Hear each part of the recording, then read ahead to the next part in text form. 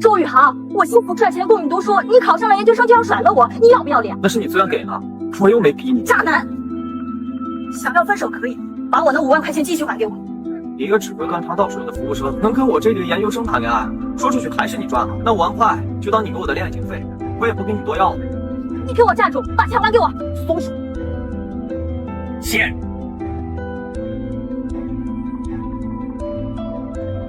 好，还没处理完吗？哎，丹丹，都怪这个狗皮膏药一直粘着我。周宇航，怪不得你要甩了我呢，原来是另攀高枝了呀！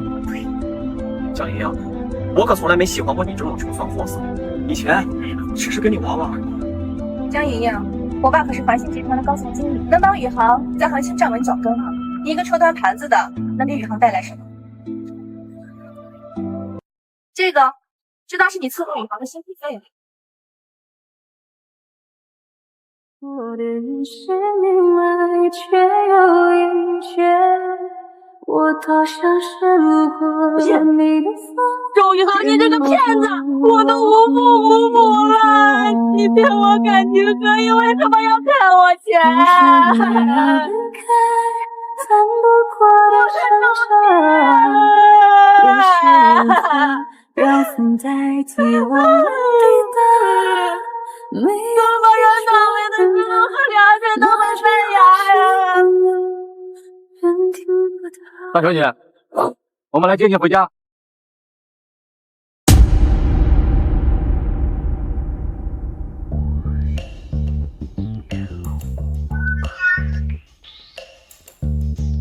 快点带回家！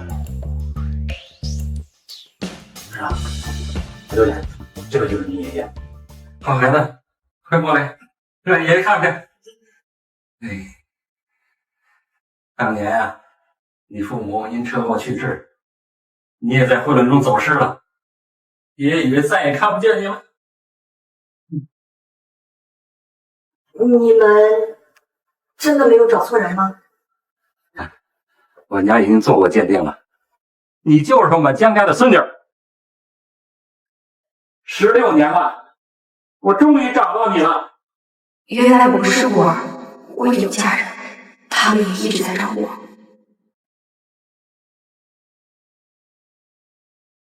爷爷，我这次找你回来，还有一件事儿。什么？继承家产，环星产业集团的董事长。什么？环星集团？那不是死渣男梦寐以求要进的公司吗？公司看上去那么大，应该不会碰到周宇航那个人渣。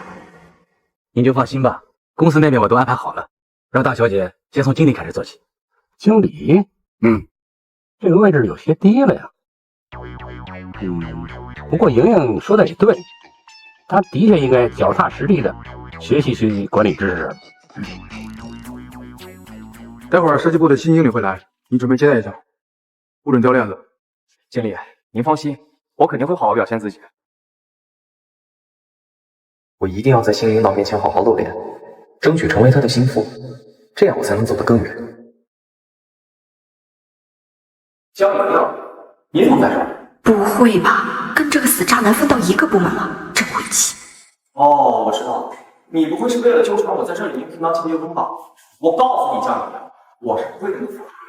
你一个清洁工配不上我高贵的名声，你死了这叫行吗？你少往自己脸上贴金了！我不是来应聘清洁工的，更不是来找你的，我是来上班的。装的！你一个高中学历，除了你干清洁工还能干啥？我们办公室垃圾包的资产，你帮我收拾收拾。这位就是负责打扫我们办公室的清洁工，大家有什么垃圾尽管让他处理，别客气。愣着干嘛呀？赶紧收拾呀！哎，那个保洁，赶紧过来，我这一大堆垃圾等着收拾呢。我这儿有几个瓶子，你拿去卖了。我不是清洁工，我是来部门报道的。报道？今天只有部门经理来报道，你不会是来当经理的吧？经理？赵叔只说让我来设计部报道，我以为只是当个小职员，居然直接让我当经理，太看得起我了。应该是我。江莹莹，经理就凭你一个高中毕业只会端盘子的服务生也能当经理？你不会是被我甩了之后，所以精神失常了吧？说这种大话。什么宇航？你居然跟一个清洁工谈过恋爱？看不出来啊，你喜欢清洁工这一款。谁喜欢他呀？当初要不是他死皮赖脸的纠缠我，我才勉强跟他在一起。而且我们已经分手了，他这不还死皮赖脸的纠缠我，跑到这里冒充经理？江宁啊，你这种上赶倒贴的人，我真后悔当初心软跟你在一起。嫂弟，我说你是不是疯了？为了追男人跑到我们环境来冒充经理，你知道我们公司是什么地方吗？这可不是你一个高中学历的小保洁能随便进来的。我劝你啊，还是安安分分的打扫空间吧，少跑出来丢人现眼。江宁，我是不会跟你复合了。石家男女，赶紧滚吧！周宇航，你要不要脸？考研的时候吃我的穿我的，甚至连学习资料都是我花钱买。现在你翻脸不认人了？什么宇航？你以前是个吃软饭的。宇航，我一看出来你还有这种爱好，喜欢靠女人养你。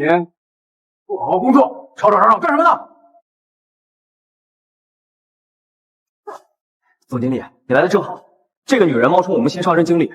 我没有，我是来设计部入职的。谁信呢？江莹莹，你就是个臭保洁的。我刚才还在门口看到你捡垃圾呢。你们要是不相信的话，我可以找人来证明。你找去啊！你们干什么呢？丹丹，你来了。这两位，我是胡丹，是我爸让我来设计部报道的。你的啊，你就是胡总的女儿吧？胡小姐是来任设计部经理职位吧？部门经理，太好了！没想到我爸在环信集团有这么高的话语权。没错，是我。不对呀，赵叔不是说今天只有我一个人入职吗？太好了，丹丹，原来新任部门经理就是你啊！祝贺你啊，叔叔太厉害了！我就知道，攀上胡丹这棵大树，有的是我平步青云的机会。看到了吗，江莹莹，我家丹丹才是新任部门经理，你一个只会捡垃圾的清洁工，亏你还大言不惭地说自己是新任经理。江莹莹，你不继续端盘子，跑过来冒充我的职位，也不看看自己什么学历、什么身份。就是，江莹莹，我家丹丹长得漂亮，家世又好，又是常春藤毕业。你一个只会捡垃圾的清洁工，只会满嘴编瞎话。你刚才不是说要给我们看证据吗？证据呢？行了，哪那么多话？别耽误胡小姐他们工作，赶紧滚出去扫地，信不信我开了你？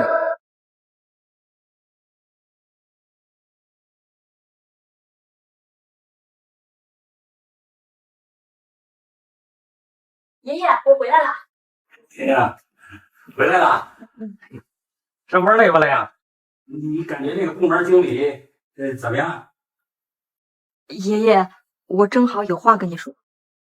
什么？他们居然这么欺负你，还敢顶替你的职位？我明天亲自去公司替你出去。不用的，爷爷。如果您真的为我出头，那整个公司的人都会知道我只会仗着身份做事，那以后谁还会服我呀？那我明天让赵管家亲自去一趟。让赵叔帮忙澄清一下，我不是清洁工也好，这样我才能安心在公司学习知识。去把公司大厦给你带来打扫干净。我再说一次，我不是来当清洁工的，我是来环星集团上班的。江莹莹，昨天的戏没演够，打算再来一遍？待会儿就会有人来证明我的身份。那你倒是说说，谁能证明？花钱请演员吗？不过就你这样的，有钱请演员吗？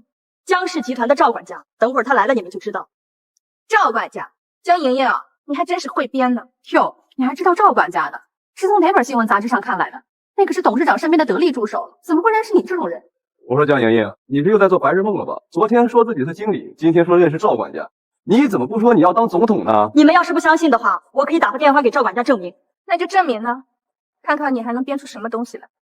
大家来看看呀，这个小清洁工说要给董事长身边的赵管家打电话。江莹莹，你就承认你自己是高中学历的小保洁，你就服了哪个？何必打肿脸充胖子呢？刚才赵叔说爷爷有很重要的事情交代他去做，我这个时候打电话过去，会不会耽误他的工作？怎么了，江莹莹？不是要给赵管家打电话吗？眼不太顺。你磨磨唧唧的，既然你不敢打，那我帮你。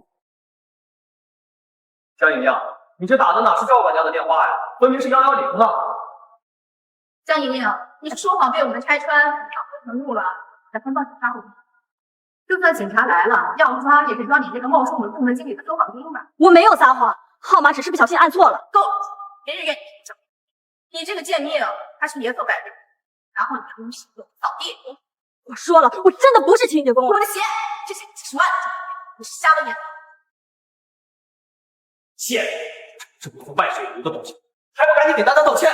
江莹莹，我们都看见是你把衣服扔到胡经理鞋上的，你故意的。就算你嫉妒胡经理家世好，有能力，长得又漂亮，也用不着故意动手吧？要是弄坏了胡经理的鞋，伤了胡经理，你负得起责任吗？我没有。大小姐，这不是赵管家吗？您怎么来了？这还用问？当然是为我来的。我爸可是环星的高层。赵管家您好，我是胡丹，您太客气了，不用叫我大小姐，叫我小胡就好。我又没叫你。赵管家看着也不是为了胡经理来的，还能叫什么大小姐？难不成是在叫江莹莹？大小姐，赵管家您是在叫江莹莹吗？这管家一定是叫错了，叫的应该是小姐。就她这个穷酸样，岂可是窝里走出来的大小姐？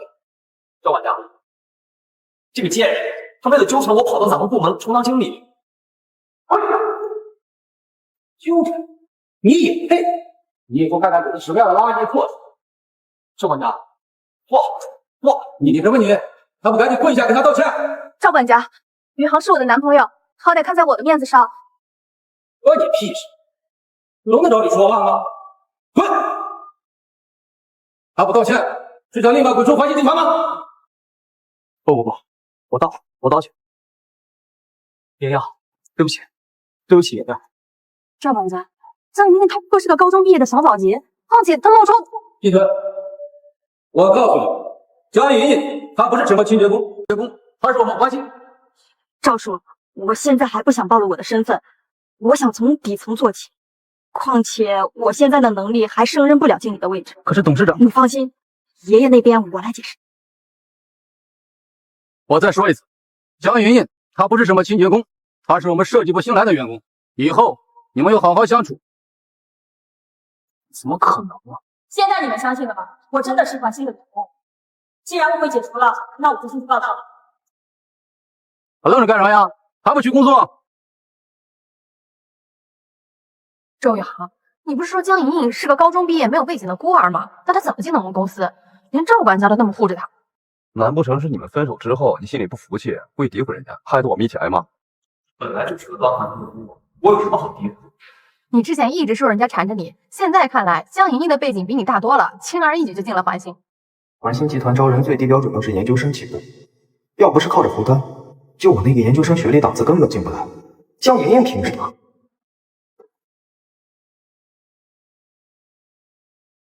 你知道，这个贱人肯定是发生了赵管家的主意。看来两个人在外面卿卿我我，估计进公司这个名额也是帮他推顺的，否则赵管家凭什么坚持？江莹莹这个不要脸的贱人，真是脏了我们环星的地方。你坐那儿了。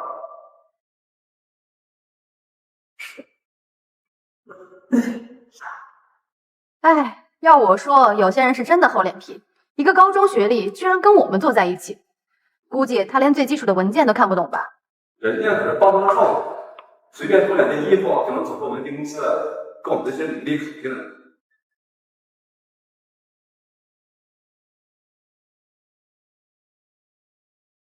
去把这些文件给我打印2份，再去杂物间取纸笔，顺便给我带杯咖啡的。我是来工作的，不是来当好人。你一个高中毕业的文凭，只配打杂。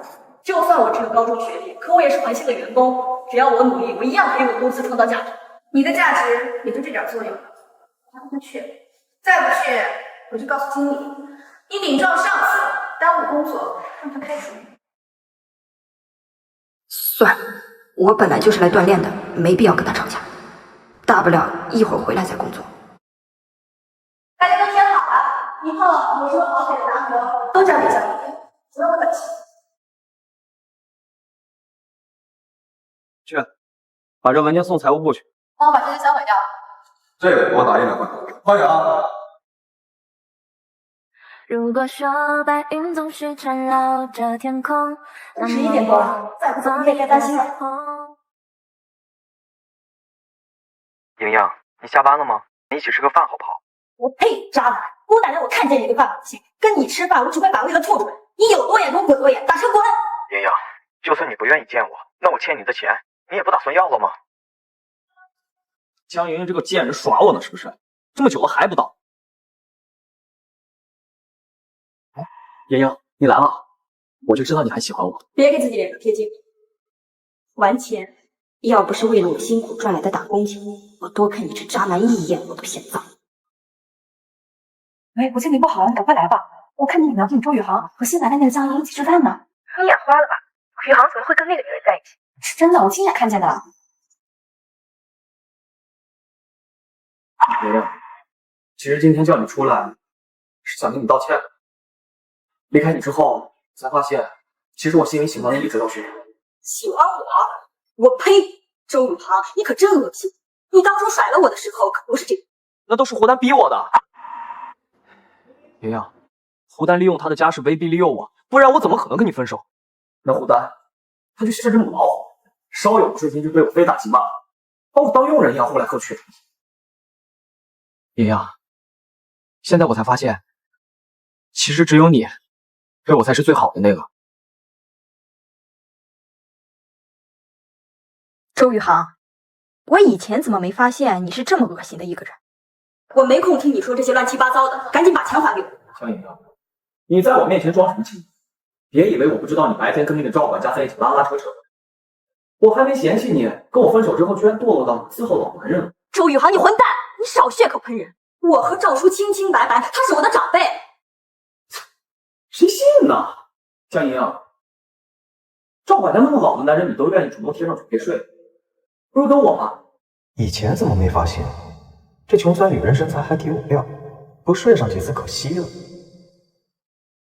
江莹莹，我呢，现在考上了研究生，又进入了环清集团上班，将来肯定挺有面的。你进环清不就是为了纠缠我？我给你这个机会，只要你乖乖做我的地下情人，我肯定不会辜负你。我不见你批发店清楚清楚。江莹莹，你个贱人！糟了，这母老虎怎么突然来了？要是让他知道我想包养江莹莹，非得活剐了我不可。丹丹，你听我解释，都是江莹莹，她勾引我，纠缠着我不放。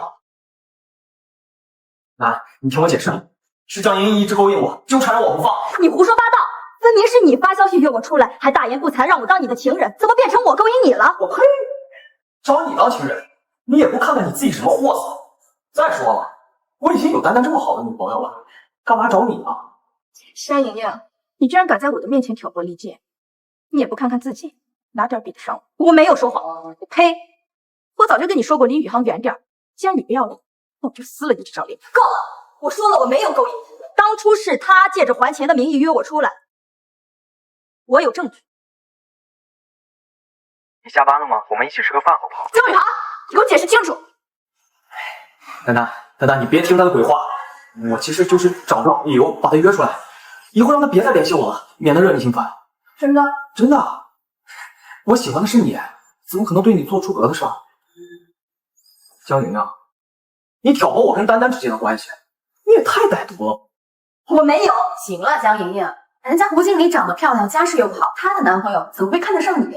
分明就是你上赶着纠缠人家。这小姑娘年纪轻轻的，你就想要这么多？何止呢，她不光勾引人家男朋友，还陪睡老男人呢。光天化日之下，跟一个年纪都能当他爹的老男人在那卿卿我我，我可是亲眼看见的，背地里还不知道勾搭了多少男的呢。这种女人我见得多了，脱光了就能上位，没有什么脸。喂，杵在这干嘛呀？赶紧滚呐！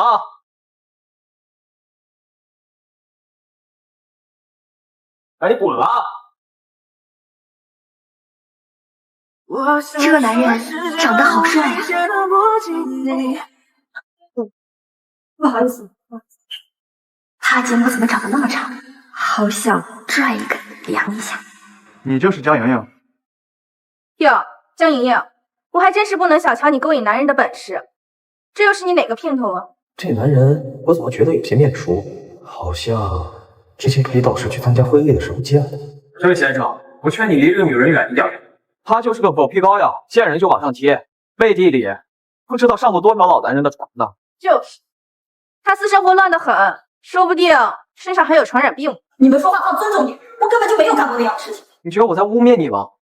不信你问问大家，是不是你刚才在勾引我？他们可都看见了。我能作证，这女的主动贴上去勾搭人家，可惜人家眼里只有他女朋友，根本懒得搭理他。看看人家女朋友又有钱又漂亮，谁还会再看上这种货色？不是，根本不是他们说的那样。你确定他勾引你？当然了，江莹莹，其实我喜欢的一直都是你，那个胡丹就是个母老虎，我早就看他不顺眼了。江莹莹，我现在已经是研究生了，只要你愿意当我的地下情人，我绝对不会亏待你。周宇航，你个王八蛋！你听我解释，不是这样的。你吃我的，穿我的，用我，居然还敢背地里找你前女友，我看你是活腻了。原来是个没骨头的软饭男，还想拿女朋友的钱包养情人。他刚才还污蔑那小姑娘勾引，哪个女人也可以瞎了眼看成这种啊？对吧？你听我说，都是这个贱人陷害我。周宇航，当时你跟我在一起的时候，花言巧语骗光我的所有积蓄，现在傍上了有钱人就甩了我，还说法污蔑我，你简直猪狗不如！你少给我胡说八道！你赶紧跟丹丹解释清楚，明明就是你勾引我。你个人渣！现在还往我身上泼脏水，我勾引你，要不是你说还钱骗我出来，我多看你一眼我嫌脏。你给我闭嘴！谁欺负你强啊？别乱说话。马上记录还有吗？有的，记录我都保存着。报警吧！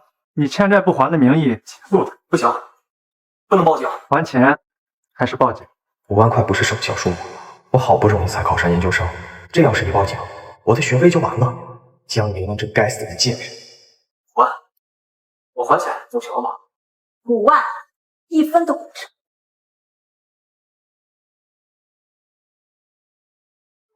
刚才谢谢你替我澄清，还帮我要回了钱。不过你是谁呀？为什么要帮助我？我叫程秋晨，是你爷爷为你请来的老师。什么？老师？滚开！别碰我！周宇航，我现在以设计部门的经理身份告诉你，你被开除了。从明天开始，你就给我滚出环形集团！丹丹，你听我解释，这其实是一个误会，我是真心爱你的。爱我？那你给我说说，那录音是怎么回事？那录音其实是我故意这么说的，我是想等江莹莹答应了，就曝光她当小三的证据，好把她从公司赶出去，省得惹你心烦。你少拿这种理由搪塞我。说的都是真话。当然了，丹丹，你跑起来，那江莹莹只是她一个高中学历的破，怎么跟你比啊？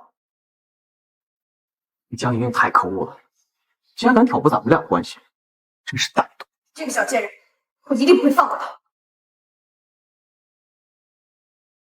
莹莹，修晨你已经见过，以后他就是你的老师，负责教你管理公司的知识。程老师，以后有什么问题，随时可以来问我。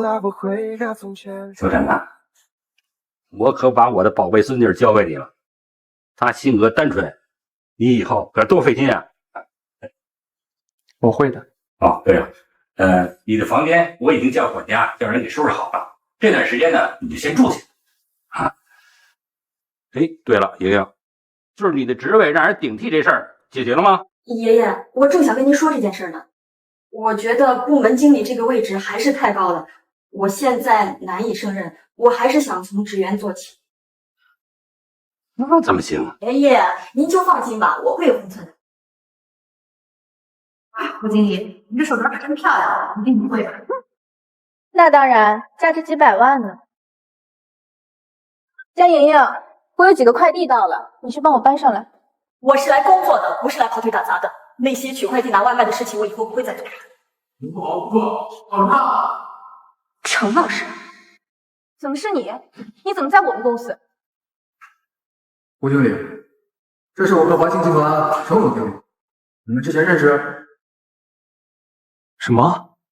总经理？那我在餐厅帮江莹莹出头的，居然是环形总经理。行了，别在程总面前一惊一乍的，赶紧去工作。江莹莹，你跟我过来。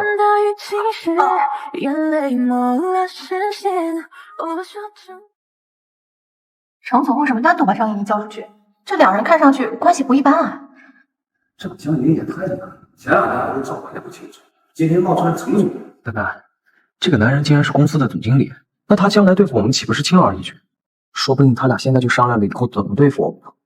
我还真是低估了江莹莹这个小贱人，要想背后对付我，做梦！我绝对不会坐以待毙。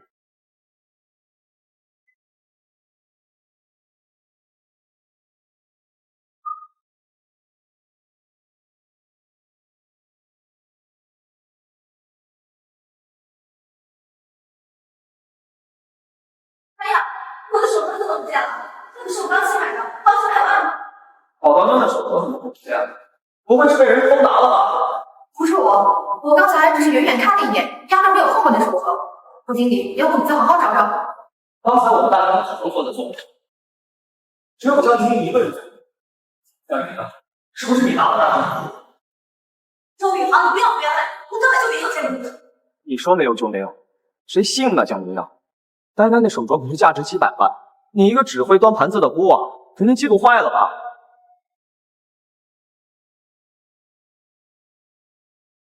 管你叫，还敢说不是你拿的？这手镯怎么会在我包里？姐，连我的东西你都敢偷？不是我没有。不是你，我的手镯怎么会在你包里？江颖啊，我居然没想到你是这种人，真够恶心。我说过了，我真的没有偷东西，我也不知道为什么手镯会在我包里。江莹莹，你边瞎话边瞎亮点，这种话谁信？没想到你不知廉耻的四处勾搭男人也算，手脚还这么不干净。这人干嘛呢？还不赶紧给单单的跪下道歉！你放开我，我没有做过，我凭什么道歉？你又在说什么？我是想全部滚蛋吗？经理，江莹偷了我的名贵珠宝，人赃并获，你得为我做主了。我真的没有偷过东西。经理，就是他偷的，东西是从他包里翻出来的，我们都能做出来。经理，像江莹莹这种学历低、人品差、手脚又不干净的人，是绝对不能留在我们环星集团，否则肯定会影响我们集团的声誉。没错。况且他今天敢偷胡经理的手镯，明天还指不定偷其他人什么东西呢。就是我可不愿意跟一个小偷的在一起工作。经理，你还是赶紧把他赶出去吧。江莹莹，我们环星都不允许有任何污点的员工存在。我现在宣布，你被开除了。经理，你听我解释，我真的没有，没有人愿意听你解释，赶紧滚！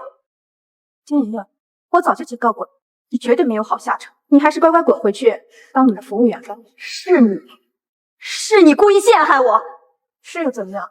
要怪只能怪你蠢，敢跟我作对，你也不看看自己什么身份，上地狱！李丹，你太歹毒了！我跟你无冤无仇，你为什么这么陷害我？江莹莹，你发什么疯？明明就是你偷了我的东西，我没告你，已经算是仁至义尽了。你也听到了，江莹莹这个人做错的事还不知悔改，幸亏您一并把她开除了，要不然我们公司被传出还怎么在行业内做人？江莹莹，你已经被开除了，现在就好好工作。走，我让保安把你赶出去。程老师，程总，是不是他们太吵打扰你们了？都怪你江莹莹。不能放心，我已经解决了，他被开除了。开除？是，他偷胡经理的手镯被当场抓了。这个员工要完清500万流水。江莹莹偷了你的手镯，只要我一口咬死，就算他是总经理，我也不信他敢强行维护江莹莹。没错，江莹莹就是偷了我的东西。这可是你说的，别后悔。我本来就是受害人，我有什么好后悔的？反倒是陈总你不分青红皂白的保护一个小偷，也不怕寒了我们这些员工的心。就是，程总，您跟江莹莹虽然说有私情，但你也不能仗着权势让我们闭嘴吧。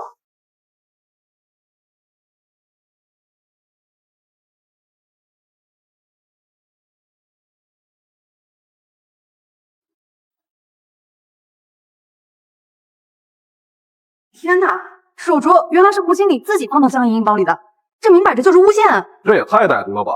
怪不得刚才胡经理和周宇航那么笃定手镯一定在江莹莹那里，原来是自导自演，太恶心了。不是这样的，不单周宇航聚众造谣，诬陷同事，人品卑劣，从今日起开除环星。不行，你不能开除我，可是部门的经理。我爸可是环星的胡总，我部门经理这个位置就是他安排的。就算你是总经理，你也没权撤我的职。张总，虽然这件事不但做的不对，但是要开除他，胡总那边确实不好做。部门经理，你配？这是环星集团的员工信息档案，设计部经理的职位署名上写的是江莹莹，这个位置本来就该是他的。什么？原来江莹莹才是真正的经理，那胡丹岂不是顶着别人的身份，整天耀武扬威？不可能，这不可能！江莹怎么可能是？他明明就是一个高中没出没吃的工，那是你口造的骗人！你一个公司的总经理，改个员工的信息，总是轻轻松松的事情。有道理吗？要不是程总非得给改了档案，江莹莹她凭什么当经理？就算他是公司的总经理，也不能这么气他。环境怎么会有这样的？你知道，江莹莹，你之前就跟赵管家那个老男人不清不楚。这个陈总一定也是赵管家派来给你撑腰的，他们这是一圈螺丝，把我们当傻子一样糊弄。你别胡说，我跟程老师还有赵管家都是清清白白的，根本不是你说的那个。陈老师，这就叫上老师了。你们俩关系果然不一般，说不定是爬上了丈夫那张床，却爬上了这位彭总。蛋蛋，爸，他们动手打我，还要开除我项目经理的位置，你可得为我做主啊！程总，丹丹好歹是我女儿，你这样是不是过分了？他先是抢占属于他人的职位，又诬陷同事盗窃，咎由自取。爸，明明就是他们勾搭好了，非要抢我经理的位置。对，我能作证。我们都看到了。你的职位，你确定？确定。爸，这个位置就是你给我安排的，对不对？胡总，你给你女儿安排的工作职位是部门经理。我安排的是设计部职员，我还以为人事部想讨好我呢。不可能，这不可能！天哪，江莹莹居然真的是部门经理，怪不得胡经理要故意陷害她。他之前说的话，公司的高层安排个经理职位轻轻松松，没想到其实也只是个小职员，跟我们差不多。既然已经真相大白了，部门经理归还给江莹莹，以后等等，程老师，我觉得以我现在的能力还不足以担任经理的位置，我还是先当个普通职员吧。设计部会重新调用江哥，至于胡丹和周宇航被重新开除，永不录用。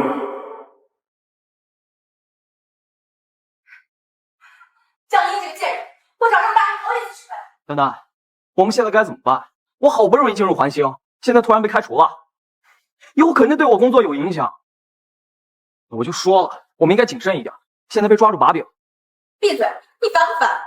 要不是你当时瞎了眼看上江莹莹，不至于跟你在一起这么倒。真是烂泥扶不上墙。该死的母老虎！要不是现在还用得上你，还能轮到你在我面前耀武扬威？等我飞黄腾达，早晚踹了。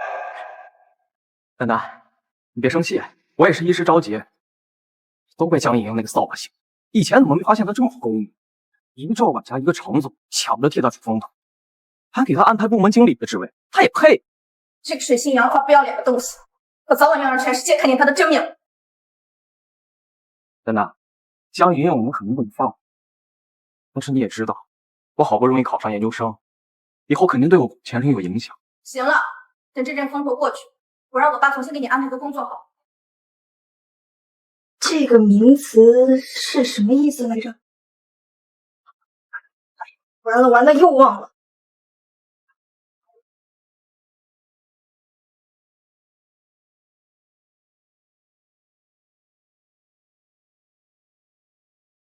你在干什么？完了完了，我不会要他毁容了吧？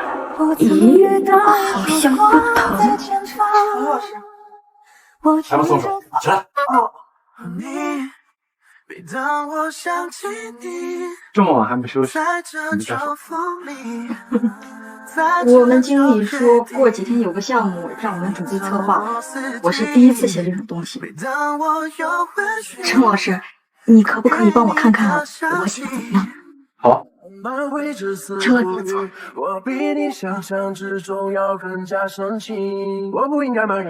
师，写的怎么样？一塌糊涂。真的很差吗？你这如果算策划书，那环形离倒闭就不远了。我只是想尽快成长，替爷爷分忧。我知道我很笨，但是我已经足够努力了。可是我还是什么都做不好。爷爷他会不会对我失望？你是小孩子吗？情绪这么脆弱。况且我话还没说完呢。差是差了点，不过也不是没有可取之处。放下。真的吗，程老师？你不会是在安慰我？我没那么闲，过来看看。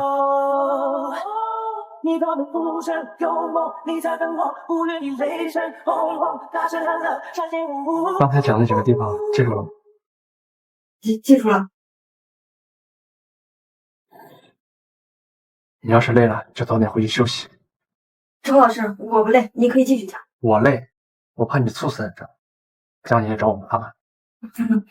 那陈老师，您早点去休息。明天早点来我书房，我给你讲剩下的。陈老师，我们明天晚上再讲可以吗？白天我约了人。刚说了尽快成长，现在就惦记着出去。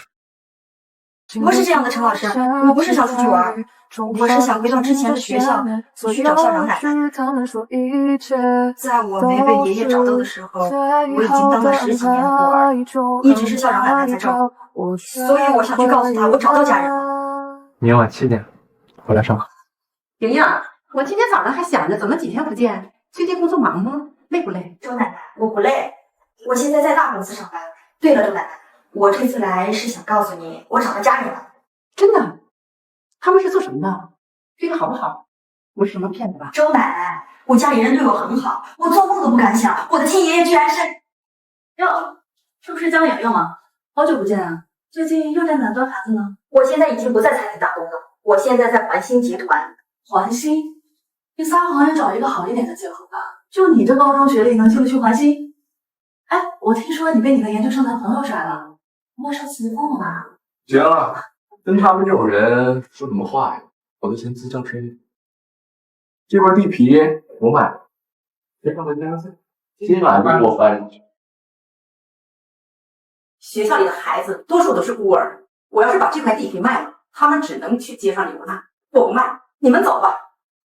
周校长，我们张少看得上你这块地方是你的福气，我劝你赶紧签字拿钱走人。你，王雨欣，你小时候也是孤儿，也是从这里长大的。周奶奶对我们那么好，你怎么能忘恩负义？你闭嘴，这哪有你说话的份儿？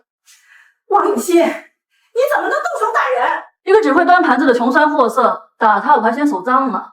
周校长，我劝你趁着我们张少愿意给你几万块钱的份上，赶紧签字，否则到最后什么也捞不到。学校里的孩子都是从这里长大的，我绝对不签。喂，老东西，是不是给脸不要脸？你要干什么？不准欺负周奶奶！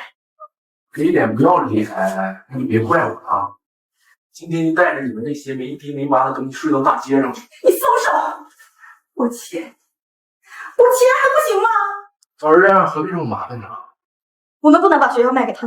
莹莹，我们要是不卖，他们会一直来捣乱。学校里的孩子这辈子也得不到安稳。那就卖给我。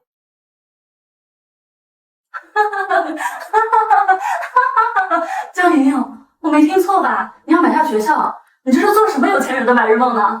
就凭你？滚滚滚，赶紧滚！就凭你穷酸的东西，少在这儿拍我的眼。算了，莹莹，这些年你打工挣钱也不容易，我也认命了。大不了啊，我带着孩子去乡下过日子去。周奶奶，你要相信我，我真的能买下这块地，你和孩子都不用搬走。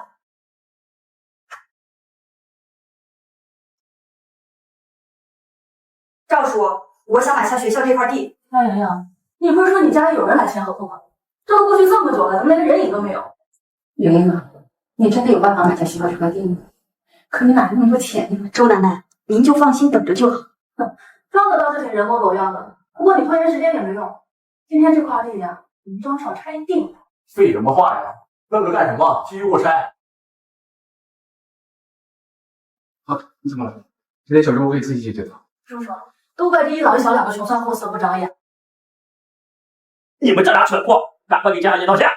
叔叔，你搞错了吧？他不过是个无父无母无背景的孤儿，凭什么让我们道歉？无父无母无背景，我告诉你们，江莹莹可不是什么孤儿，她是我们江家大小姐。江家大小姐？这怎么可能？不仅如此，她还是我江氏集团唯一的继承人。该死的江莹，大家都是孤儿出身，凭什么还这么横？你们张氏集团强行买地，做事横行霸道，还欺负我们江家大小姐。江氏集团绝对不会跟你张氏集团合作。老管家，你再等一点，一点钱都不给。赶紧给我跪下，给江小姐道歉，给江小姐道歉。江小姐，是我有眼不识泰山，得罪了你，请您原谅我。谢，跪。就是你精明刁蛮，让我得罪了江小姐。叔叔，江小姐对不起。算了，这种强买强卖的事情，你们以后不准做。走。等等，江小姐还有生意呢。我的身份现在还没想到，你们也不要多嘴。好的，江小姐。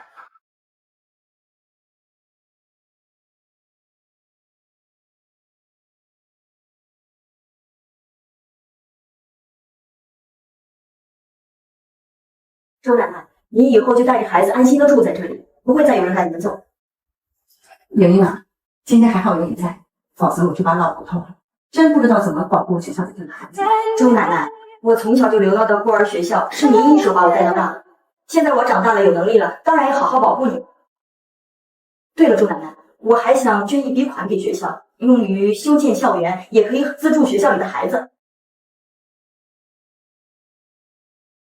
你比约定的时间整整晚了半个小时。陈老师，我也没有想到学校会有突发情况，所以耽误了时间。我不想听这些借口。对不起，陈老师。对不起，陈老师，我保证以后再也不会迟到了。您别生我的气。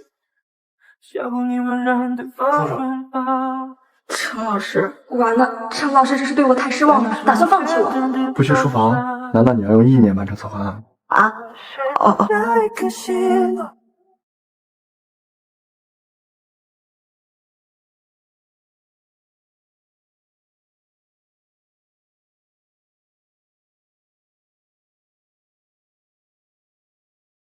陈老师，我写完了。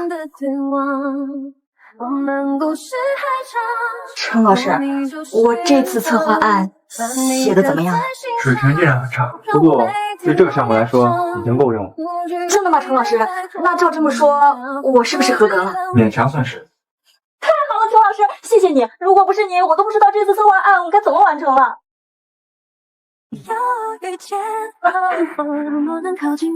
呀，这么晚了，你怎么还没睡？对呀，新凯，你们这是？我不好意思，陈老师，刚才完成策划案太高兴了，一时忘了分酒。当然了，是吗？是这样，我突然想起来啊，明天晚上有个商务宴会，你呢带莹莹一起去，正好也让她长长见识。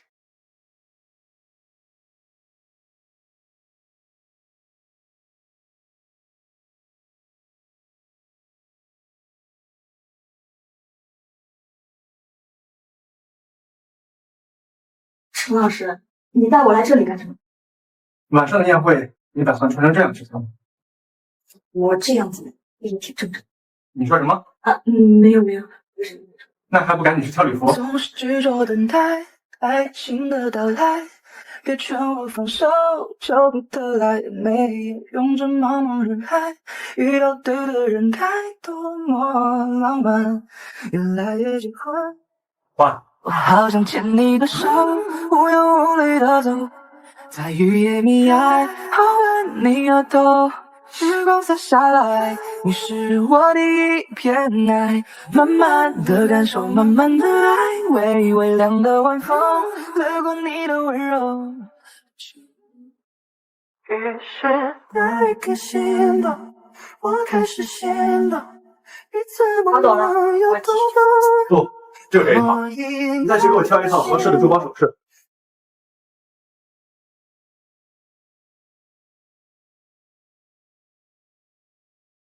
我这个电话在这里等我。哟，哪里来的土包子，像个无头苍蝇一样到处乱转呀？有些人这辈子就只能来这个宴厅一次，当然得多看两眼，不然没这个机会喽。你要干什么？我还没问你怎么混进宴会厅的，估计又是伺候哪个金主把你带来了吧？你说话放尊重点。恼羞成怒了？就算你混得了宴会厅又如何？不照样还是上不了台面的玩物？这么巧，你也在呀？江小姐，我们又见面了。朋友？不是，不熟。走吧，带你认识几个人。勾三搭四的贱。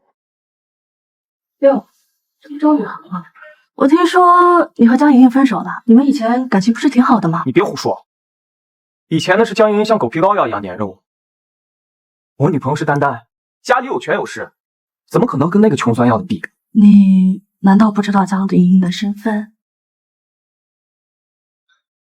她什么身份？不就是个没爹没妈、高中学历的孤儿，说出去都丢人。怪不得呢，你居然会和江莹莹分手。你要是知道江莹莹是江氏集团的大小姐，估计能比狗皮膏药都粘人。你什么意思？你也不想想，像今天的商务宴会，江莹莹她一个没权没势的孤儿怎么进来的？这不难猜，我们整个怀新的人都知道，江莹莹那个贱人爬上了赵管家的床。那赵管家是谁？江董事长身边的红人，有他给江莹莹撑腰，混进了宴会，岂不是简单？怪不得呢。上次我回学校的时候，看到他和一个老男人拉拉扯扯，原来是傍上金主了呀。你们看，我还拍了照片呢。你把照片发我，江莹莹这个贱人，今天我就要让全世界都知道她的真面目。江莹莹上次让我丢了那么大面，我心里这么模糊，这两个傻逼撞上了，那就借你们的手，让江莹莹都背了。大家听我说，我有件事要宣布一下。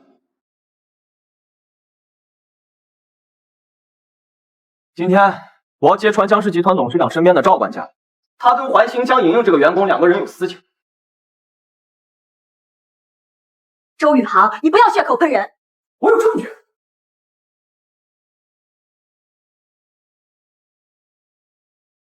哇，这照片看着两个人这么亲密，关系肯定不是那么简单。天哪，这个赵管家看起来都能当这女人的爹了。根本不是他说的那样。赵叔是我的长辈，我们之间清清白白。清白？江莹莹，你以为我们没看到你跟那个赵管家在一起卿卿我我？要不是你上了他的床，你以为你一个高中学历什么都不懂的货色，凭什么进入我们怀兴入职？没错，赵管家几次三番的护着他，疼得跟眼珠子似的，还给他买昂贵的首饰。他不仅勾搭赵管家，背地里还勾引我男朋友。真是人不可貌相，这个女人也太恶心。我没有勾引人，我没有。不单周宇航是吧？你们知不知道在这里聚众造谣、放人格，所以被起诉？你不用吓我，我说的都是事实。来，大家看看，这位就是我们怀兴集团程总经理，他也是帮助江莹莹和赵管家身边偷情的帮凶。不光遮掩他俩不堪的恋情，还利用职务处处针对我们这些普通员工。我本来兢兢业业的工作，你呢，非要诬陷我盗取资料，开除我，这也太过分了！华兴这么大一个公司，居然乱成这样。爷爷怎么来了？江董事长来了，肯定是收拾那几个败坏恒星名誉的人。江氏集团董事长，我居然有一天能见到江氏集团的董事长。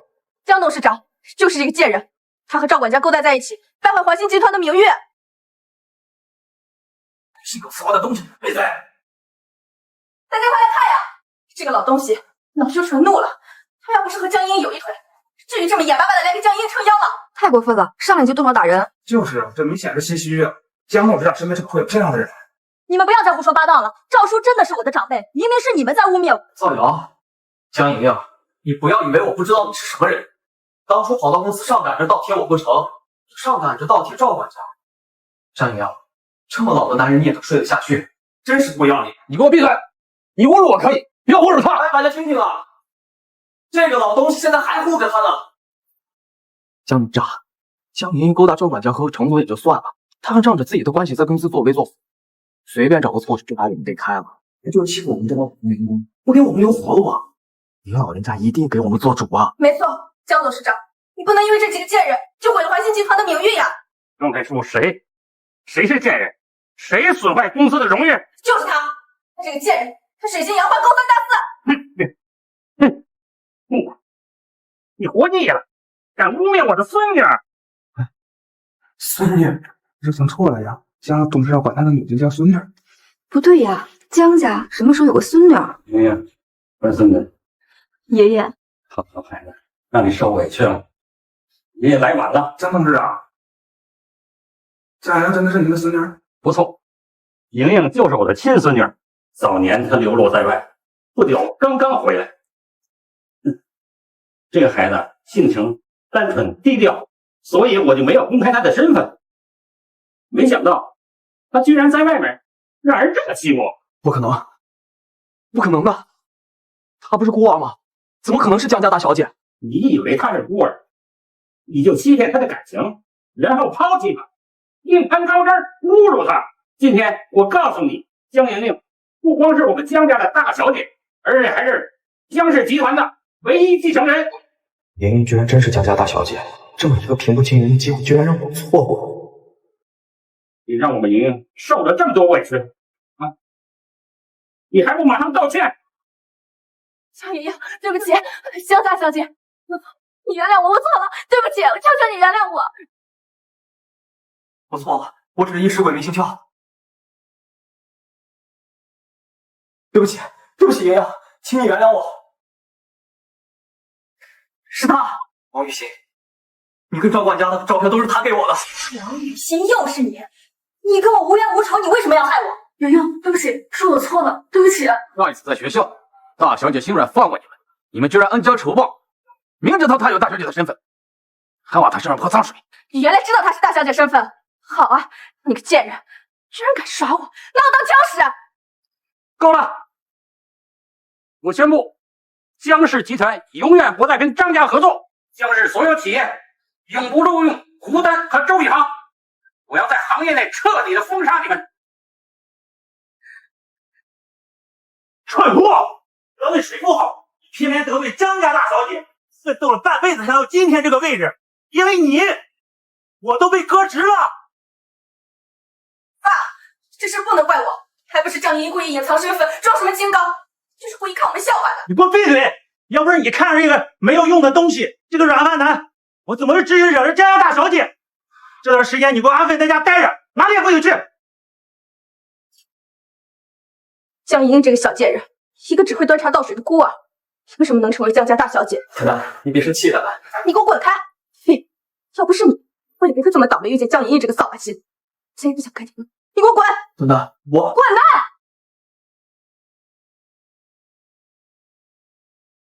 狗眼看人低的东西，都让人从公司赶出来了，还敢在我面前摆谱，你也配？胡丹他爹已经被开除了，这两人已经对我没有利用价值了。但江莹莹不一样，她可是江氏集团唯一的继承人。要是我赶她后回来，到时候想让什么美人？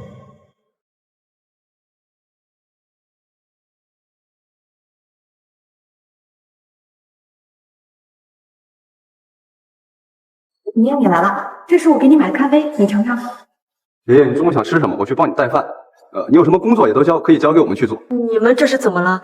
好端端的这么奇怪？莹莹，哦不，大小姐，以前是我们有眼不识泰山，被那个胡丹和周宇航迷惑，我们真的不是有意跟着你的。你们也不用这样，我在公司里也不是什么大小姐，大家都是同事，以前那种无伤大雅的小摩擦我也早忘了。以后我们大家都好好相处，好好工作，以后也不要叫我什么大小姐，依然叫我莹莹就行了。我就说莹莹心地善良，不会跟我们计较的。像那个胡丹啊，一天天趾高气扬。就那个胡丹，之前仗着自己有个当高层的爹，没少欺负我们。现在他走了，感觉整个办公室的空气都清新了呢。莹莹，我们见一面吃个饭好不好？我知道错了，我其实还是爱你的。滚吧，渣男！我警告你，你少给我打电话恶心我。神经病！爷爷，我知道错了，我今天来是特意给你道歉的。之前的事儿是我不好。周宇航，你昨天还在宴会上辱骂我，企图污蔑我的名声，现在还敢跑过来找我，你还要不要脸？爷爷，之前的事是我的错，但是那都是胡丹逼我的，他就是个阴险狡诈的毒妇。要不是他之前勾引我不可能背叛你啊！够了，周宇航，我真看不起。虽然胡丹三番两次针对我，我也很讨厌。但是你这个当面一套背后一套的行为更恶心。当初你攀上胡丹甩了我的时候，你是在他面前这样侮辱我，现在跑过来找我，无非就是因为我江家大小姐的身份。像我这种人，多看一眼嫌脏。再给我一次机会，我真的知道错了，我求你了，你再给我一次机会，我发誓，我绝对以后好好爱你，不会再背叛。放开我，渣男！你放开我！程老师，没事吧？走吧，上车。莹莹，就算你不跟我分好，那算是你一起相爱的快感，你帮帮我，我都是被你逼的没了工作了。你想让他怎么帮你？江氏产业无数，你随便在公司给我安排个经理的职位，或者你给我一笔钱也可以，我出去自己开公司也行。给你安排一份工作，或者给你一笔钱开公司，周宇航，我都没有见过比你更无耻的。莹莹，你现在是江氏集团的大小姐，这点钱对你来说不算什么。再说了，我现在已经考上研究生，待在公司只会给公司创造更多的利益，这点钱就当你投资我的公司产业。有没有人教过你贪得无厌就会遭到损失？我跟莹莹说话差什么错？你就还是一个臭打工的，你有什么资格教我？周宇航，不准你对常老师无礼！你很快就会知道他俩的下场。哎爷，喂，我的研究生学位被取消了。怎么会这样？程老师，能不能麻烦你先送我去一个地方？这么晚了，你不回家？学校说周奶奶生病了，我想去看一看。程老师，你要是不方便的话，把我放在前面也行，我可以自己打车去。地址。周奶奶，莹莹，你怎么过来了？听说您生病了，不放心，所以过来看看。我呀，就是寻常感冒，不是什么大病，反倒是你工作那么忙，还经常过来看我。莹莹，这位是你男朋友？不是的，周奶奶，您别误会，他是我程老师，是我爷爷请来教我学习公司管理知识。是老师啊，难怪一表人才。程先生，莹莹就劳烦您了。无碍。周奶奶，您都咳嗽这么严重了，还说不严重？我送您去医院。我真没事儿，就不去医院折腾了。一会儿啊，吃点药就好了。那您等着，我去拿药。莹莹从小就风风火火的，程先生，不好意思让你见笑。他一直如此。是啊，不过虽然他挺单纯，却也很聪明，是我们学校常见最拔尖的。只可惜，可惜什么？只可惜呀，前些年经济条件很差，还要提供这些孩子们读书。莹莹高中毕业就主动出去，经常一个人一天打好几份工，就是为了让这些孩子吃好用好。他那么小，什么苦都吃过，他却还那么善良，又不受环境拖累，他能念个好大学。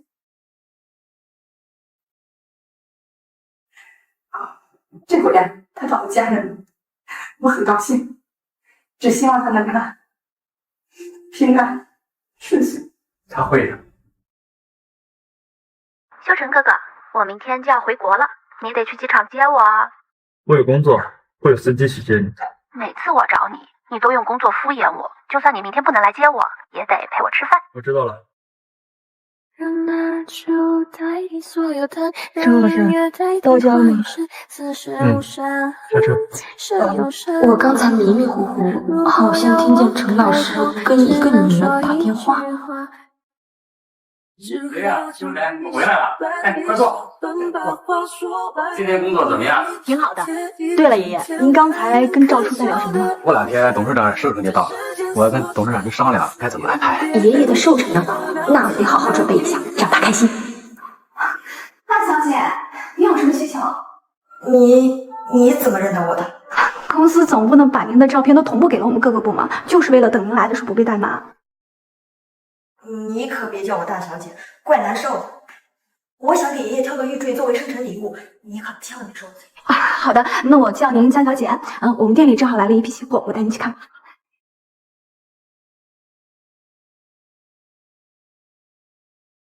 这个玉坠颜色真好，干净透亮。江小姐面光真好，这个是我们店的镇店之宝，是国际知名大师亲手雕刻的。好看是好看，可我也不太懂玉，不如先拍下来找人问问。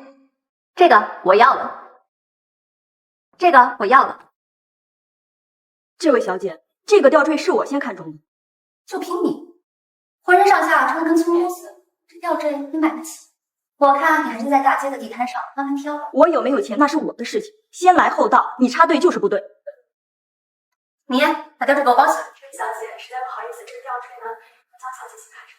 你知不知道我是谁？居然敢这么跟我说话？你是不是瞎了眼？说话就说话，好端端干嘛侮辱人呢？滚开，小翠，这里没你说话的份儿。听见没？赶快把它包起来，别耽误我时间。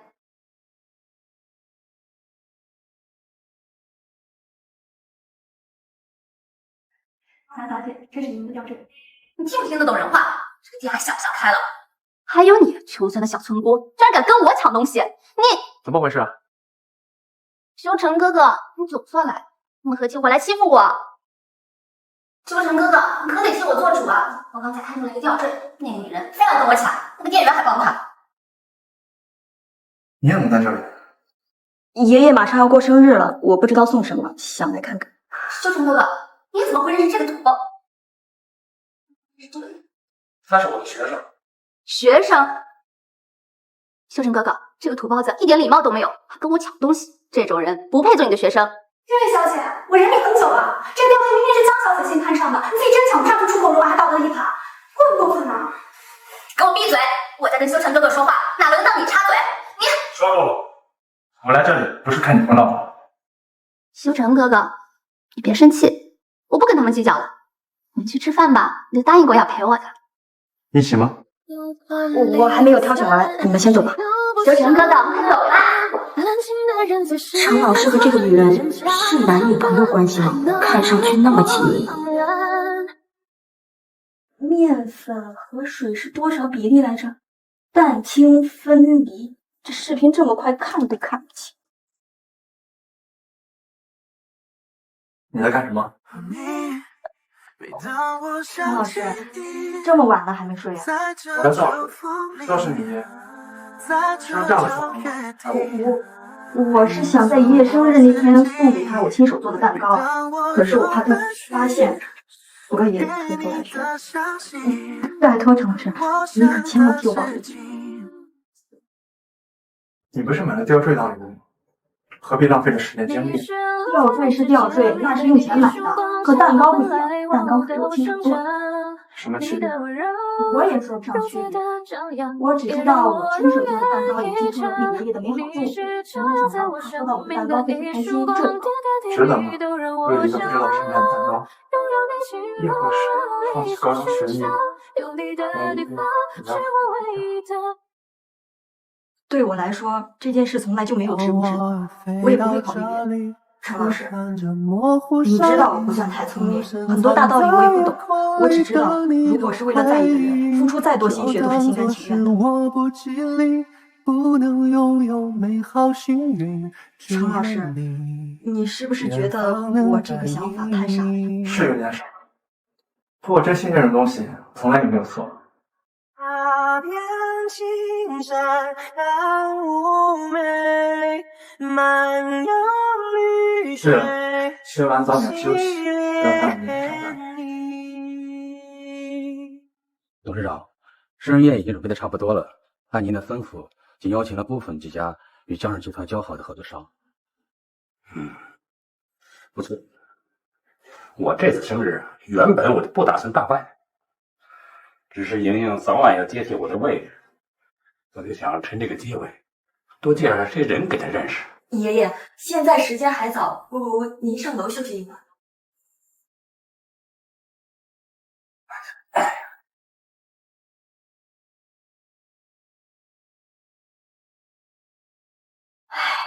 丑是丑了点，好歹能吃嘛。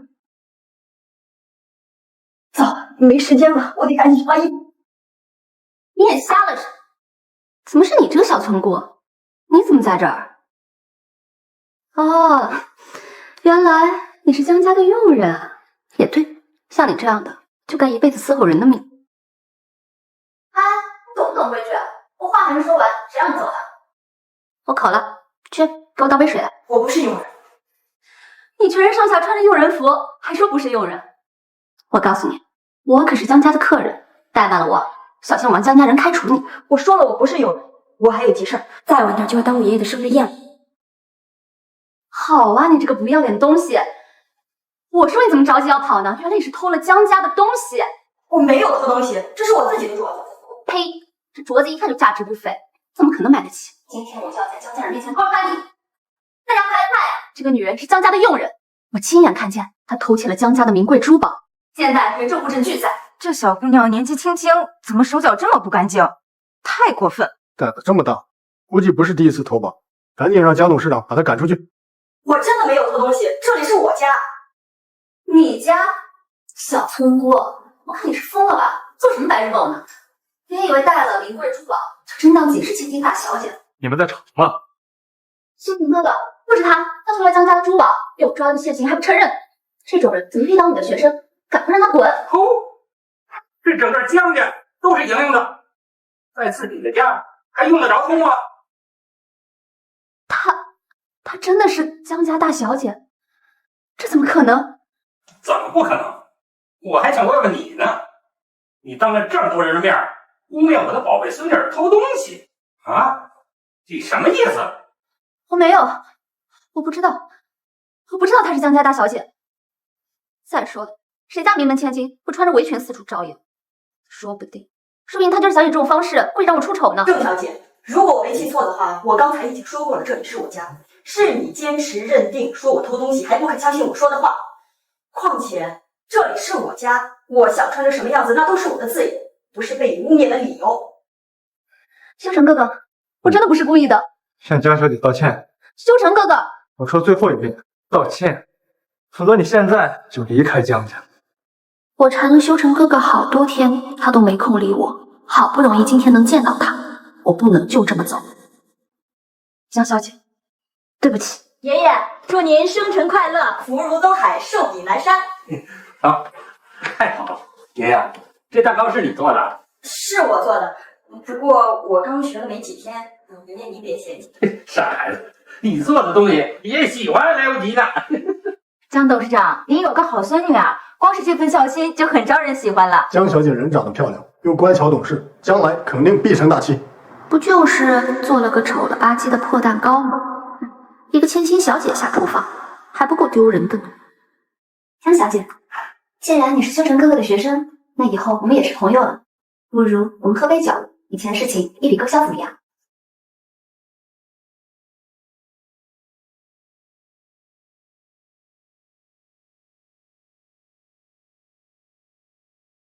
江小姐，再敬一杯。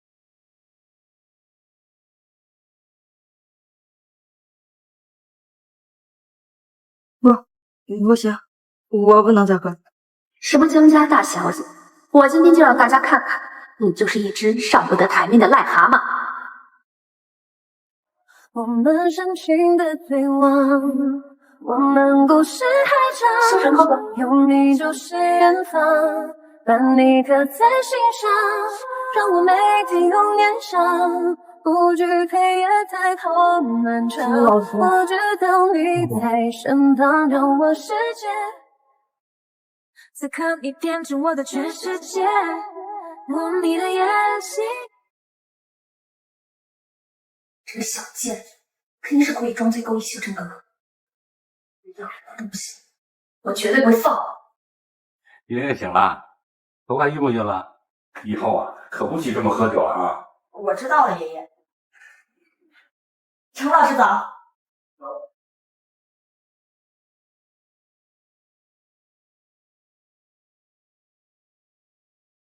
我先去公司了。程老师，你不是早饭了吗？我怎么觉得程老师心情不太好？可我最近也没犯什么错呀。哎呀，上次的策划合作商很满意，给你寄个头货。您别这么说，这也不是我一个人的功劳，这是大家一起努力的结果。我觉得呀，上次的策划案想法不错。哎，正巧今晚还有个新项目，也交给你去谈了，加油！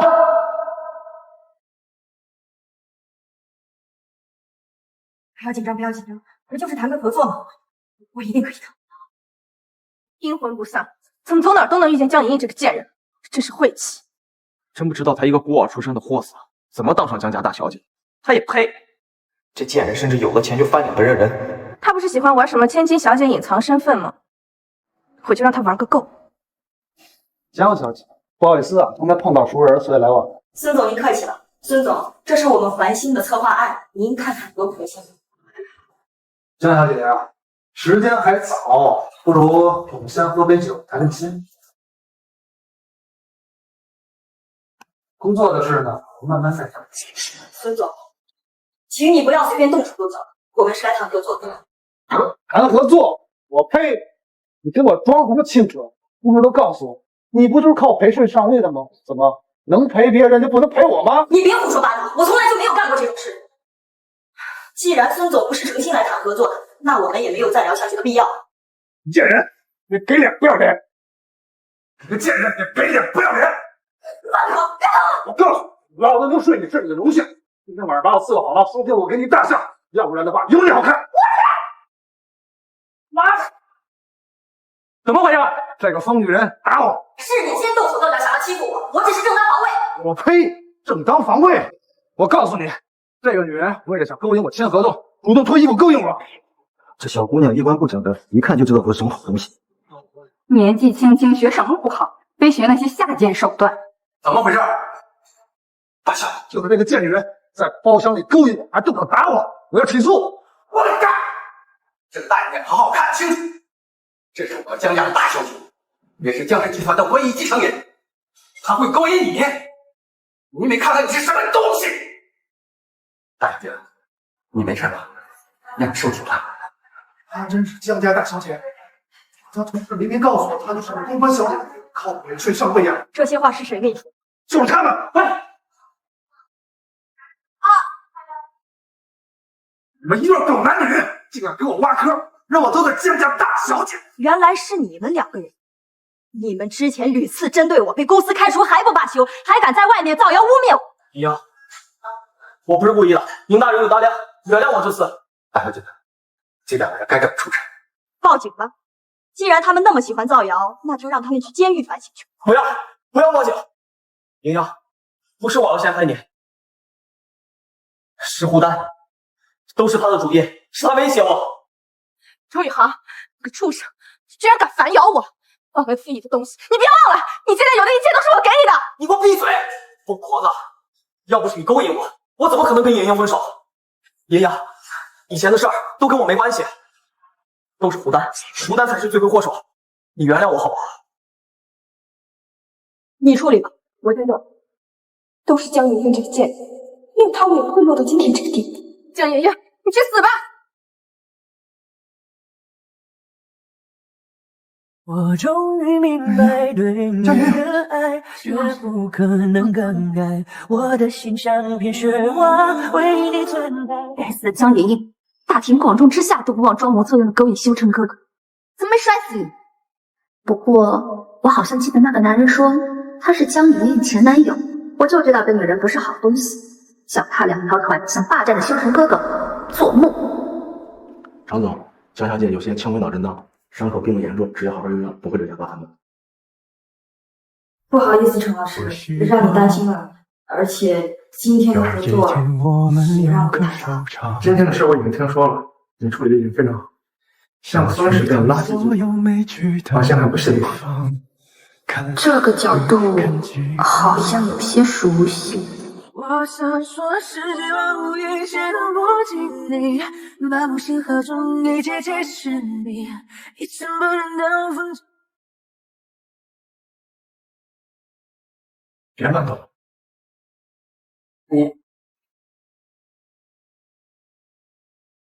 我接个电话。程总，我求求您高抬贵手，帮我跟江大小姐求求情，我就单这么一个女儿啊！我警告你，离江洋洋远一点。既然他不长记性，那你好好在监狱里反省。杀人未遂，足够判断。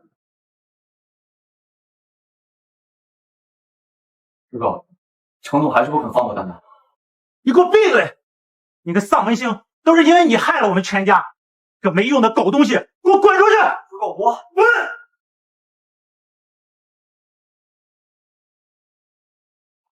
老死！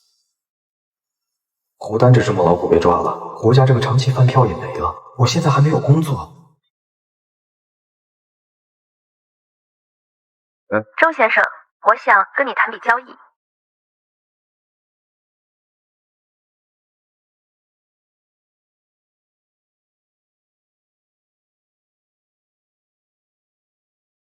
陈老师你在吗？陈老师，你没事吧？有事吗？陈老师，我刚才好像听见有东西响，是有什么东西摔碎了吗？陈老师，你受伤了，我去拿。不用，我自己会收拾。你先下楼吧。可是，我们放肆的生长，只为了能回去一趟。回到热一位姑娘她最后落泪的地方，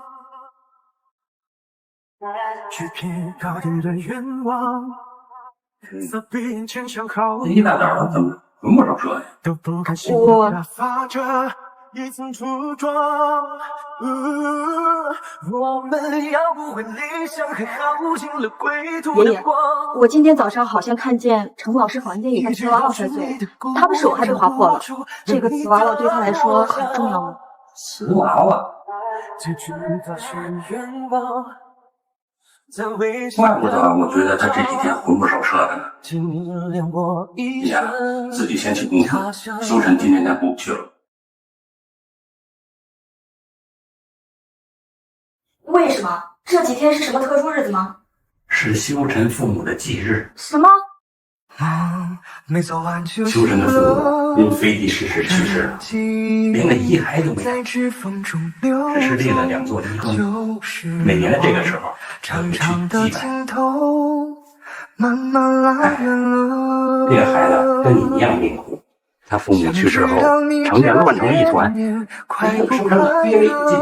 您说的那段时间，差点没了半条命。这些年他为什么这么辛苦？是因为我念了2天教学的份儿，帮我。原来程老师以前也过得这么不容易。那个瓷娃娃是？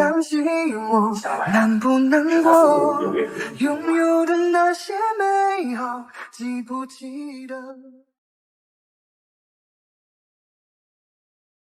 程老师，程老师。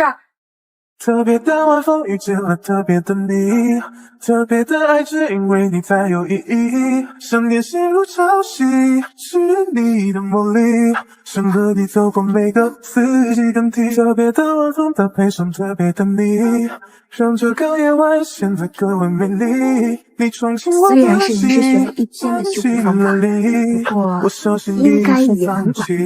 我们的回忆。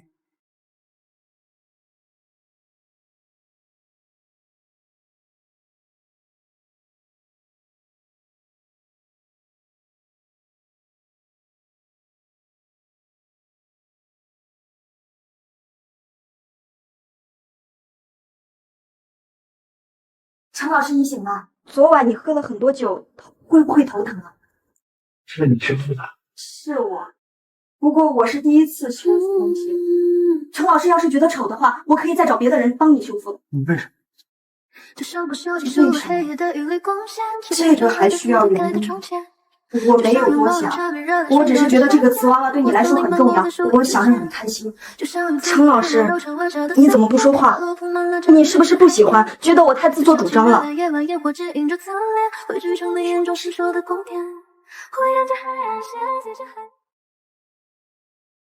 张爷爷，我打算搬出江里。端端的，突然要搬走。不仅如此，我还打算辞去环乡总经理的位置。程老师，你要走？为什么这么突然？我走可以。我有我的理由。莹莹，你先去休息，我跟修晨。哎，你上哪儿啊？张爷爷，您先休息，我来处理。张莹莹，我跟你说，程老师，你是不是嫌我太笨了，什么事都做不好，嫌我烦，不想教我了，所以才要走的？不是，那是因为我那天喝醉了酒，亲了你。我不会被这些外人所感染，我说过，我有我自己的理。张莹莹，虽然我是你的老师，但我不可能一辈子陪在你身边。走你的路，我要处理。可我万一不行呢？可以，因为你是我的教授。程总突然叫我们过来开会，是有什么急事吗？我已经辞职，我离开后由江莹莹担任环乡总经理的职位。有意见吗？没有。江小姐本身就是董事长指定的唯一继承人，接任总经理职务，合理很合理。对，江小姐，我江总以后不请你。既然没有意见，那就下会。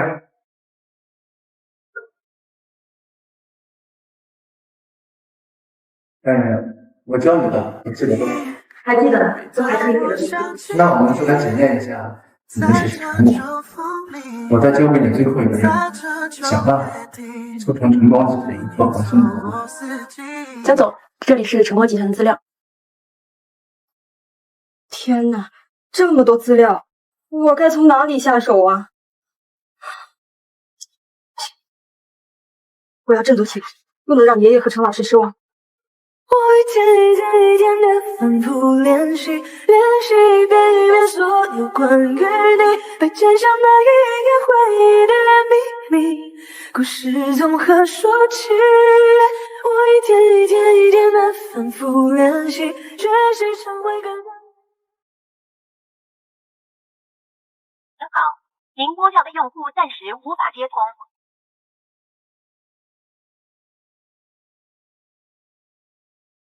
周宇航是你？你抓我来这里干什么？我警告你，赶紧放了我！放我！江莹莹，你把我害这么惨，你让我放了你？你有今天的下场，都是由你咎由自取，跟我有什么关系？怎么没关系？如果你早就告诉我你是江氏集团的千金，我也不用去讨好胡丹，被他像狗一样活来活去。我好不容易进入关系，马上就要飞黄腾达，却因为你丢了工作，丢了学位，现在没有一家公司肯要我，这都是拜你所赐。我呸！周宇航，你真不要脸！竟然能说出这种话，看你是吃软饭上了瘾，自己做错了事还要怪到我身上！给我闭嘴，贱人！你干什么？你放开我！你好，现在已经什么都没有了，大不了我把你拖出来，等老子今天把你睡了，随便拍2张照片和视频，我看你还敢不敢在我面前猖狂？不愧是当了千金大小姐的人，连皮肤都保养这么细致。我记得你是江家老头指定的继承人是吧？不过等我娶了你，江氏集团也得改姓周。你真不要脸！我敢打老子！你干什么？你别拍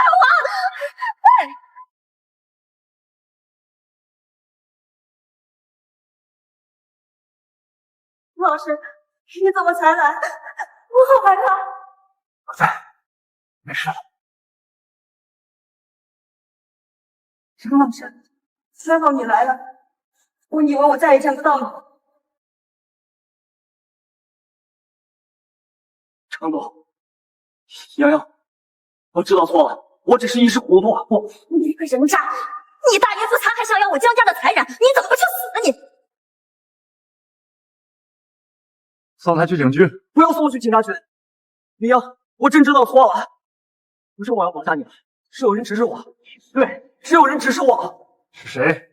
是有人拿电话跟我联系，我没见过他，但听声音是个女人。年轻女人，可我也没得罪过谁，就连之前针对我的胡丹都被抓起来了。我看你是想要逃避责任，才故意瞎编的。不是，我真没有撒谎。莹莹，绑架你的人都是他们花钱雇的，我只是听他们吩咐办事。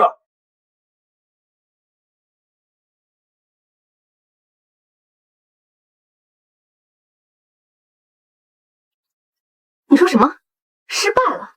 修成哥哥还救了那些人？我就知道姓周那个废物，还有那个该死的江莹莹，他凭什么能让修成哥哥护着？周宇航那个蠢货，压根儿没见过我，我倒是不担心他会供出我来。重要的是修成哥哥，我绝对不能让人把他从我身边抢走。没有，已经不疼了。陈老师，你之前说要离开环清，搬出江家是有原因的，我能问问到底是因为什么吗？到里面看不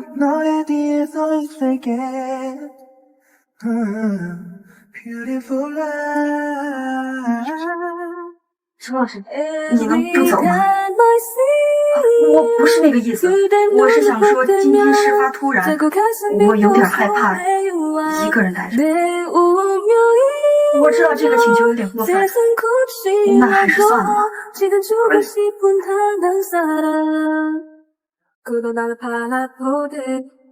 我休息了。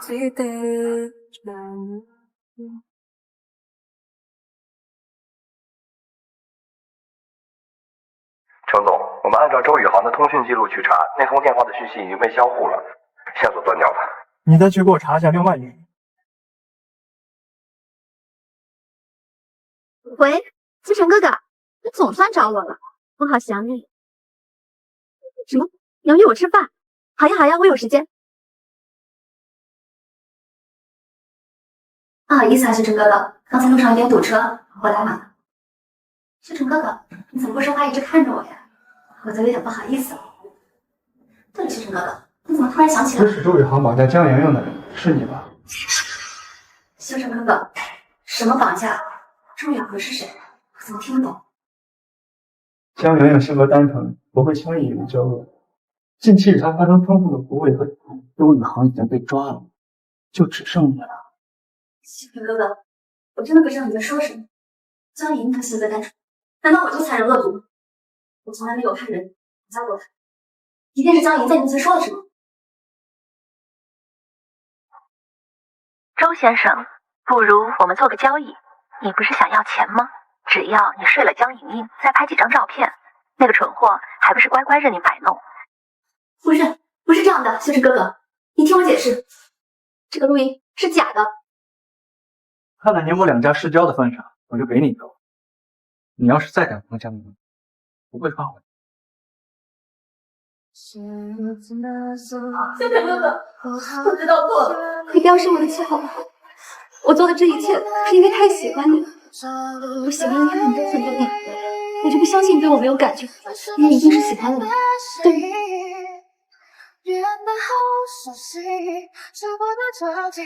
我不喜欢你，以后也不要出现在我面前。修成哥哥，你是不是有喜欢的人了？是。是江莹莹是吗？我喜欢修成哥哥这么多年，都没有得到他的心。江莹莹那个贱人凭什么？修成哥哥是我的，谁都不能跟我抢。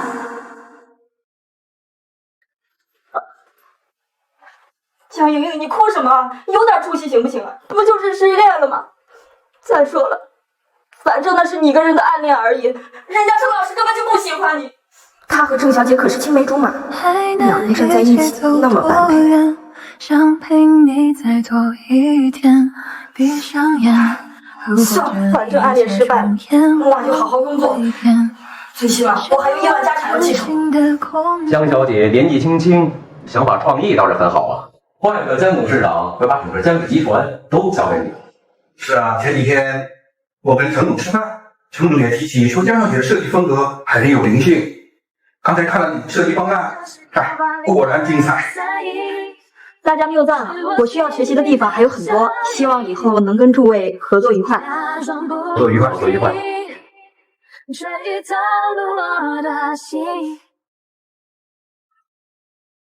江总，您小心脚下。怎么喝这么多？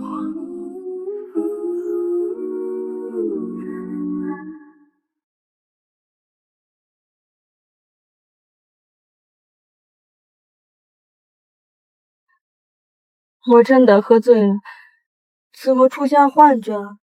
突然看见程老师。你没产生幻觉，是我。程老师，真的是你啊！程老师，你是不是和郑婉欣在一起了？你是不是喜欢他？谁告诉你我喜欢他？我亲眼看到的，你们俩抱在一起，他心里你也没有躲。你搬出江家，从婉欣辞职，是为了他。我不喜欢，不过我的确有喜欢的人。那你喜欢谁吧？我好想牵你的手，无忧无虑的走，雨夜迷爱，好吻你额头，月光洒下来，你是我的就算笨一点也没关系，慢慢的感受，我会慢慢经历。微凉的晚风。江总，这是有关晨光集团的项目作业资料，给你整理好了。好，我知道了。哎，对了，我昨天喝多了，谢谢你送我回来。江总，您记错了吧？昨天不是我送你回去的呀，不是你。您不记得了吗？昨天我们离开餐厅之后，是程总带你离开的呀。程老师。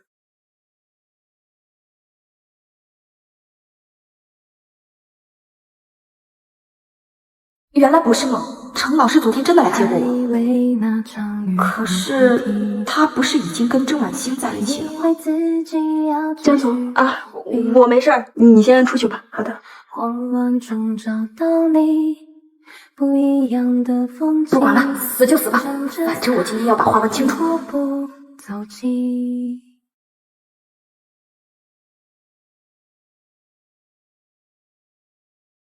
这几个错案全都拿去重做，3天之内我要看到新的方案。散会。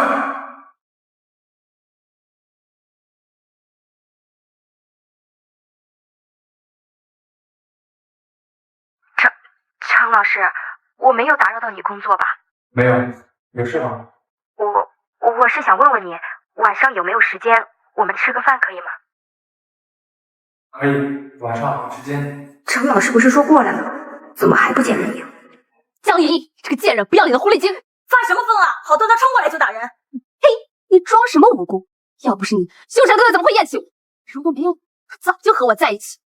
现在连见我一面、接我电话都不肯。我已经挑唆的，你在说什么？我根本听不懂。你赶紧先放了我。听不懂没关系，等我拿刀挖花了给你，再送你去死，在阴曹地府好好给我反省吧。没事吧？程老师，没事。周婉清，看来我的警告你还是没有听进去。不是这样的，苏成哥哥，你听我解释，我这么做都是因为爱你，不是被迫的。闭嘴！少拿这2个字来恶心我，你还是留着去给警察说去吧。江里有一个都是这个贱人，都是你，江怡，我要杀了你！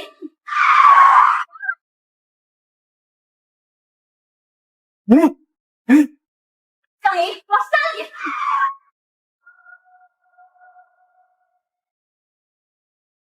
怎么了？刚才梦见郑婉欣要杀我，程老师，郑婉欣呢？他出了车祸，他们高度残废，加上杀人未遂，将会被终身监禁。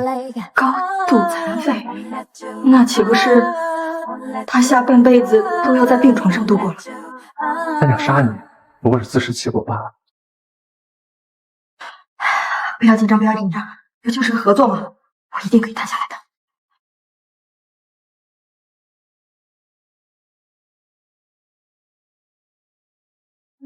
龙老师，晨光集团负责人陈秋晨，请多指教。